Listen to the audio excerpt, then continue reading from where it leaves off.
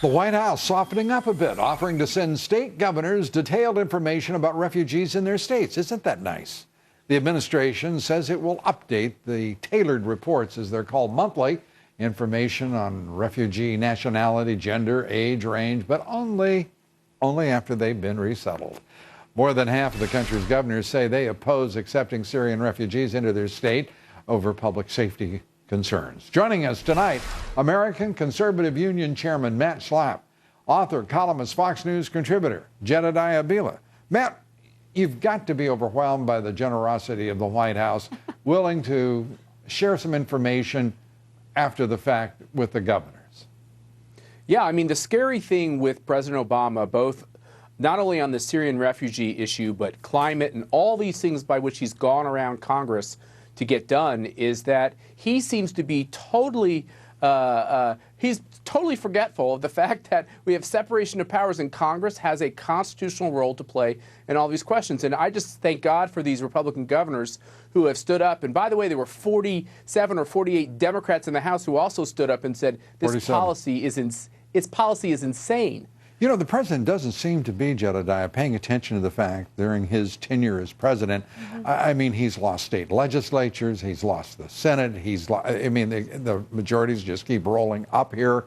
He's been devastating to the Democratic Party. Yeah. His arrogance in this instance, and apply it to climate change when he should be leading on the issue of destroying the Islamic State as he promised. I mean, the Democratic Party is likely to pay a tremendous price for his arrogance. Yeah, and he acts like he's doing everyone a favor all the time. Well, you know, you'll have this information after they've already been resettled. What good does the information do at that point? And if you look at the polling on this issue, it shows that people are very wary of this. Right. They're very suspicious about these refugees. They're opposed by and large, but that's not, he doesn't care. That's not who he is. He has an enormous ego. He's in to make something happen. Is this insensitive of me? I no longer care what he cares about. You know, Richard Cohen said it, Matt. That's true.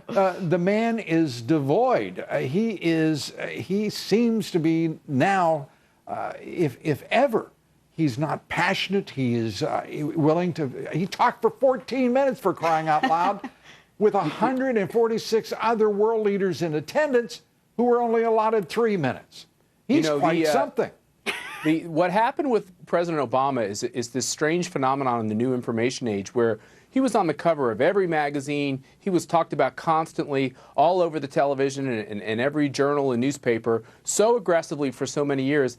And you look at his approval ratings, I do think the American people are exhausted of him. And what's interesting about President Obama is I think he's actually tired of the American people. When he talks, when he's at these press conferences, he's no longer trying to convince people to be our better selves. He's more reprimanding us for the fact that we're so slovenly and so bad. And it comes across loud and clear. Yeah. You know, I've got to ask you, Jedediah, as I watch him talking, and somebody said to me, this is a direct quote today, it says, if he is on unnamed drugs. Yes. He is, and I'm thinking, you know, this man lacks so much. He's listless. He seems bored, tired, as Matt says, perhaps of all of us in this country. But it sort of also makes me think of something that Dr. Keith Abloh said here, that he's a narcissist. What happens when a narcissist falls out of love? He's terribly self-absorbed, and he also doesn't show any empathy, which is something I notice all the time. This was a guy who was able to get elected twice, convincing people that he felt their pain. Why? Because he's a professional campaigner. That's what he does best. The problem is, now he's been having to actually be president. He doesn't like being president. He doesn't like the responsibility. He doesn't want to be the leader of the free world because that's a huge responsibility, and he's not willing to do the job. So he has one foot out the presidential door. That's what we're seeing. Well, now. we know some people who do want that responsibility and who are trying to get a foot in the door. Matt, what do you think of the organized attacks now by the establishment spending money on these ads attacking Donald Trump? Look, I think it'll be completely impotent. I talk to people in this town all the time who are plenty worried about Donald Trump being the Republican nominee, and it kind of makes me chuckle because there's nothing they can do to derail Donald Trump. Donald Trump is either going to succeed or fail on his ability to convince grassroots Republican primary voters that he's the guy who should be their nominee for president. It's the intimacy between the voter and the candidate. And these people in Washington for the first time, many of them are completely powerless to play a big role. I think it's great. He's given everyone a template. He talks straight. He talks, obviously, without any concern for political correctness. But he brings passion and verve. Why the hell don't they act more like Donald Trump? You know, I would warn, because they're afraid to. Well, because in that case, they're going to get the fate they deserve. Politicians are afraid to be real people. They think they need to get on stage and tell us what we want to hear. Half of these folks are not only not real people. Yeah. They don't really give a damn how many people they bore. I mean, John Kasich, for crying out loud, Mr. Nice. Yep. He acts like he deserves by birthright. I mean, he's more entitled than some of the people we're supposed to think of as entitled. I would warn the Rubio supporters. Rubio is going to get a large establishment support base. I would warn them, don't follow that tactic. Don't follow that Jeb Bush route of going after Donald Trump. It's not going to help you. A lot of conservatives like Donald Trump. A lot of people on the right respect what he's doing and what he's saying and how he switched up the race. You're speaking about a person who doesn't need to be told to be interesting because he's engaging. His language, his tone. Yeah.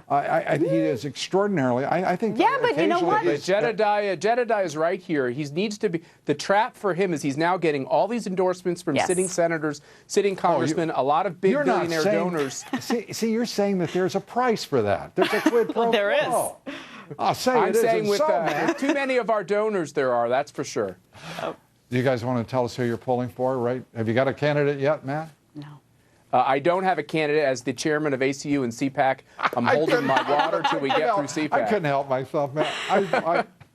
I won't apologize because I've learned that from Trump. Lou, when people like you don't run, I just don't know what to do. Matt, thanks so much. Appreciate it. Jedediah? Thank you. You want to declare? No, I will. Jeb Bush is not my candidate. I feel very comfortable saying that. Okay, well, 14 to go. Thank you both for being here. Thank you.